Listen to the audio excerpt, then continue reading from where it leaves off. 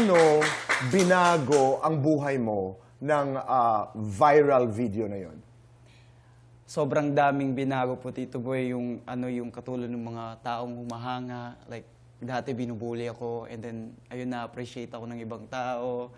Doon ko, first time ko marinig, ang gwapo mo. Oh, yun. Nung time na yun. Ayun. Narinig Oo. ko rin finally. Nung nag-viral ako, parang dami ko na, ang gwapo mo. Ganun. Ang sarap pala sa feeling. Tumaas ang iyong confidence. Yes po, tumaas po yung Okay. confidence ko talaga. Totoo ba that at one point you considered joining America's Got Talent o di kaya American Idol? Yes po.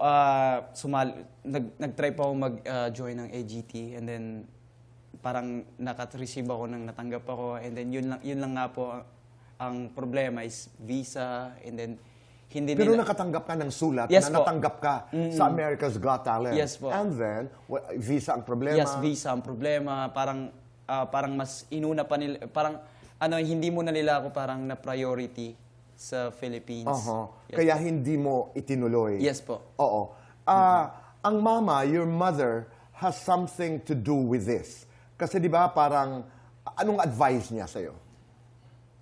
Kahit anong mangyari, manalo ka man o matalo. Nung sasali na ako sa The Clash, sabi niya sa akin, sumali ka na, okay lang, matalo ka man o matalo, okay lang yan. Gusto kita makita sa TV. Ano ito, the first time? Yeah, O- itong 2025 Ito, po. 2025. Yes. Kasi po, Tito Boy, ayoko na talaga sumali. Kasi alam ko sa sarili ko na parang hindi ko na kayang bumirit para sa sarili ko. Kasi dami kong yung doubt sa sarili ko na parang ganung bagay na parang hindi ko na kaya talaga. Okay. But it was your mother who convinced you. Yes po. Para mas maunawaan natin, panoorin natin ito.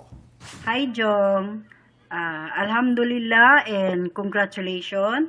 At sana ipagpatuloy mo lang yung kabutihan. Kabutihan mo, hindi lang sa akin, sa mga kapatid mo, kundi para sa lahat ng mga taong sumusuporta sa iyo. At tandaan mo, nandito kami na nagmamahal.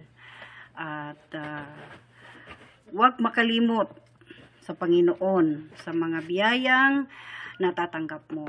Laging magpasalamat. Tandaan mo, mahal na mahal kita. I love you, Jog. Salamat, ma'am. Ayoko na sana umiyak, Tito Boy. Anong nais mong sabihin sa kanya? Ayun lang.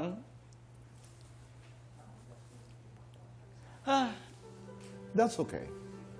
Thank you. Kasi nawala kasi ako nung 2018, Tito Boy, na parang wala na talaga akong pag-asa. Like, nawala ako sa lahat. Siya na lang yung nagtiwala talaga sa akin. Parang, okay lang yan. Kaya mo yan. Ha? Ang powerful nun, Yes. huwag mong kalilimutan, mahal na mahal na mahal ka.